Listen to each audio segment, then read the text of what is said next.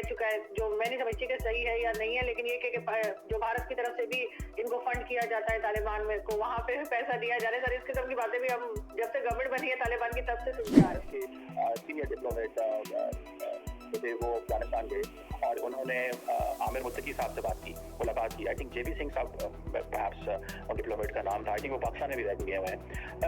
बात साहब, आप क्या समझते हैं भारत के अफगानिस्तान में क्या इंटरेस्ट है? 97 करोड़ मतलब जो भारत में वोट करेंगे वो भाई साहब अमेरिका और यूरोप की टोटल पॉपुलेशन से ज्यादा सिर्फ भारत में वोटर है। जनरली भारत के बारे में जो बात करते हैं ना, इतने इनके देश हैं, बिलांद भर की इनकी पॉपुलेशन।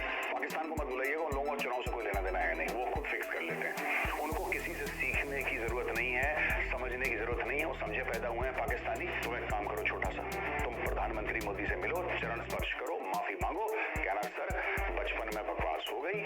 और वही है कि भारत का चुनाव दुनिया का सबसे गणेश कुमार और सुखबीर संधू ये रिसेंटली अपॉइंट करे गए, ये न्यू इलेक्शन कमिश्नर्स हैं।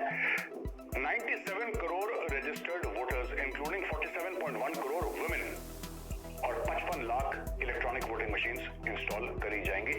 आप स्केल सोचिए साहब, 97 करोड़ वोटर्स, यानी कि 97 करोड़ मतलब जो भारत में वोट करेंगे वो भाई साहब अमेरिका और यूरोप की टोटल पॉपुलेशन से ज्यादा सिर्फ भारत में वोट। आप सोच के देखिए, इसलिए कहते हैं वर्ल्ड्स लार्जेस्ट डेमोक्रेसी। ये आंकड़े, मैं तो एक बात और कहूंगा सरकार से कि जिन लोगों को खुजली है ना भारत को लेके, कई लोगों को खुजली है, ये कैसे होगा, हम बड़ी सख्त नजर रखे हैं उनको बोला भारत के बारे में बोलना। अमेरिका में बैठे बैठे, कनाडा में बैठे बैठे, जो भी भारत में चुनाव के बारे में बात नहीं कर रहा, जनरली भारत के बारे में जो बात करते ना, इतने इनके देश हैं, बिलांद भर की इनकी पॉपुलेशन है। ठीक है, बिलांद भर की इनकी पॉपुलेशन है, कुछ नहीं है।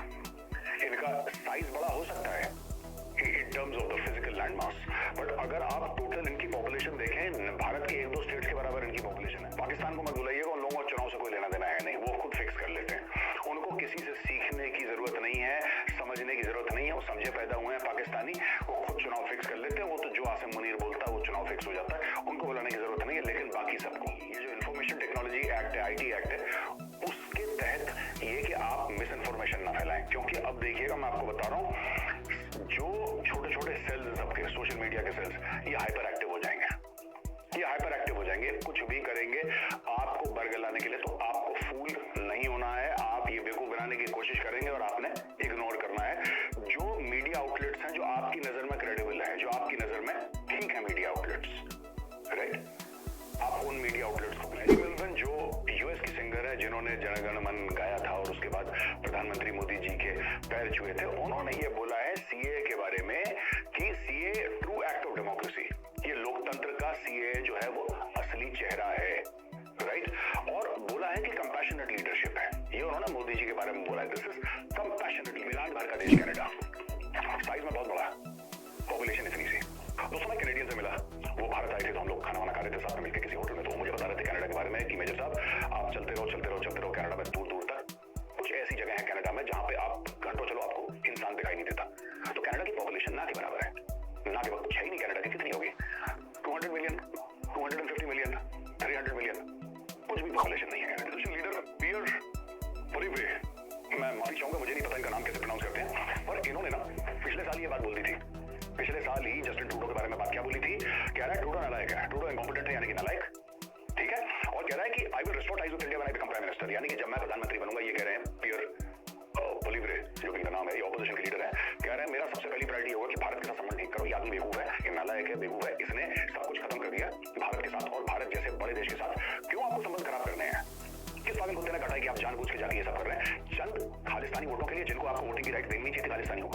दे आर स्टूपिड पीपल एनीवे, आपने उनको तो पाला। ये भारत, मैं आपको बता रहा हूँ, कैनेडियंस को जो भी प्रोफेशनल भी बोला, और ये कंजर्वेटिव पार्टी और ऑपोजिशन लीडर है पियर पोलिब्रे, इन्होंने बताया कि स्ट्रेन्ड रिलेशनशिप विद इंडिया, जैसे मैंने आपको बताया, US president Joe Biden, Donald Trump, UK prime minister Rishi Sunak, president Emmanuel Macron are called, इनको मोदी जी का बेस्ट फ्रेंड कहा जाता है।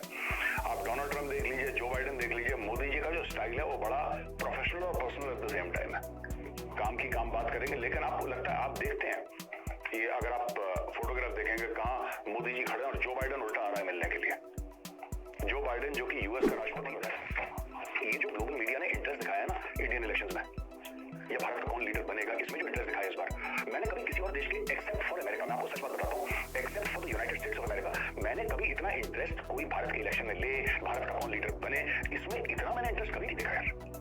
मैंने कभी नहीं देखा अपनी लाइफ में इतना कोई बावला हुआ जा रहा है कि अच्छा ये भारत में, मतलब ठीक है ग्लोबल मीडिया कवर करती थी, आज से नहीं 50 60 70 साल से कवर कर रही है, जब से भारत में इलेक्शन हो रहे हैं तब से कवर कर रही है, रेगुलरली कवर कर रही है। मैं वो बात नहीं कर रहा, मैं कह रहा हूँ कि इतनी हाइपर हो गए कि क्या हो रहा है भारत में और 24 घंटे इंडिया इंडिया इंडिया कर रहे हैं, ये मैंने कभी अपने जीवन में पहले नहीं देखा भैया, पहली बार मैं देख रहा हूँ। कितना एक्साइटेड हो गया है ग्लोबल।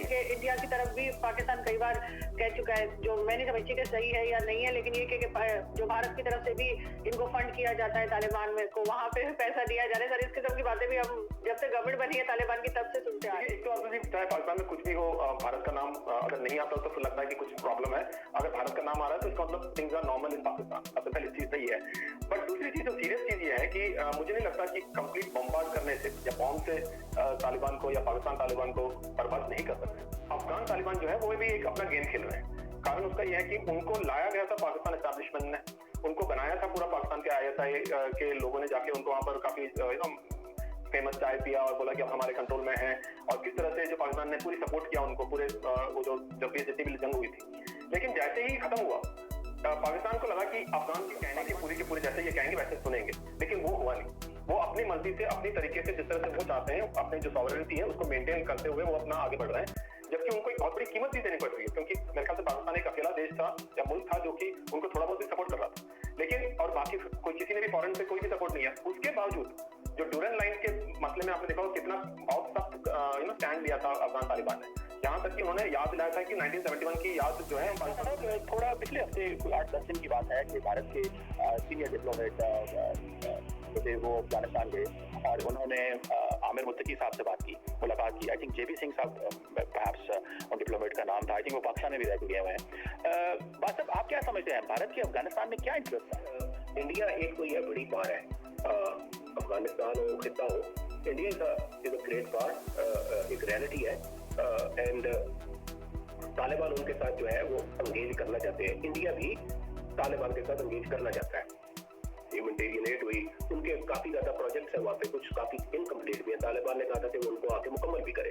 ठीक है, फिर जो पाकिस्तान के साथ इनका चला है और जो एक इंडिपेंडेंट स्टिक तालिबान ने दिखाई है, इससे भी इंडिया के अंदर होप बड़ी होगी कि इनके साथ एंगेज किया जाए। इंडिया ने अपनी वो पुरानी policy of not engaging with the Taliban को रिवाइज किया, बिकॉज वेस्ट अमेरिका जो है वो भी तालिबान के साथ एंगेज कर रहे हैं। रीजन एज अ होल है, वो चाहे रशिया हो, वो चाहे ईरान हो, वो चाहे चाइना हो, ये सारे एंगेज कर रहे हैं तालिबान की रिजीम को। पाकिस्तान के साथ तो अभी ताल्लुकात तालिबान के खराब है, वरना वो एक चाबहार पोर्ट की 35 मिलियन की एक डील भी ईरान और अफगानिस्तान इंडिया ने डेवलप किया था। यहाँ से उनकी ट्रेड के मसले मसाइल चल रहे हैं, तो वो चाबहार के थ्रू ट्रेड करना चाहते हैं, तो चाबहार का पोर्ट डेवलप करने वाला इंडिया है। तो अगर ईरान से डील कर रहे हैं, चाबहार पोर्ट पे डील कर रहे हैं, तो फिर ऑब्वियसली इंडिया के साथ भी उनको अपने ताल्लुकात को वो करना पड़ेगा, डीपन करना पड़ेगा ना।